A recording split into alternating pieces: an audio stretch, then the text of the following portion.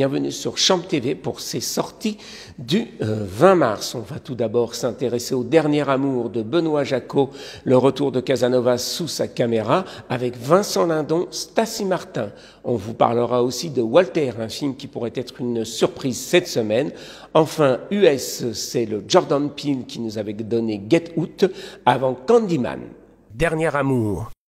Nous sommes en 1793, crépuscule d'une révolution en France et de la vie de Casanova. C'est là, dans un vieux château entouré de livres et vêtu comme Voltaire, que notre homme raconte à une jeune soubrette son unique histoire d'amour. Dans les couloirs de la monarchie anglaise, en 1763, au cœur des perruques poudrées et des dames de bonne compagnie, un homme erre. Ici, c'est un autre monde. Londres en est aux mœurs peu ordinaires. On chie dans les jardins, on s'enivre de fêtes, on s'oublie dans le jeu et on sourit aux jolies dames. C'est dans ces couloirs, ces boudoirs que l'exilé Casanova cherche la dame de ses nuits. La fragilité du geste, l'instant du soupir quand vient le désir. Mademoiselle la Charpillon, courtisane de son état, est promise à tous, sauf à lui. Benoît Jacquot aime le cinéma en costume et sait lui donner le ton de la vérité.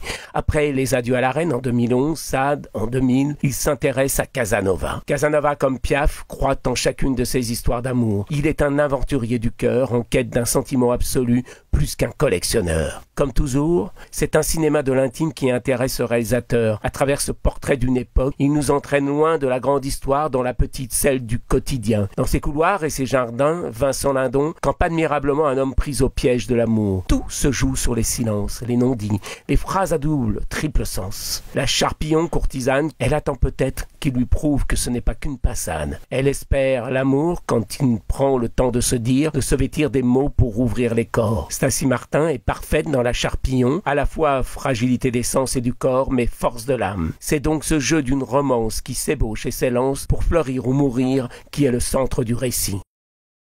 Walter.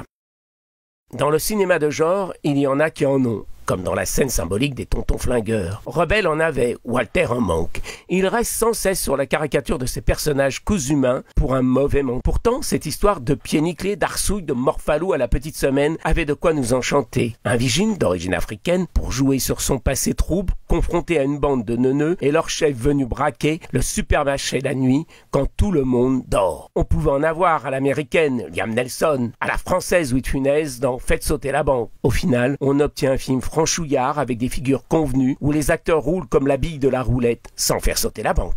Tous ces films, vous pourrez les découvrir au cinéma opéra de Reims, au Gaumont-Illois, au CGR de Châlons et au Palace d'Épernay.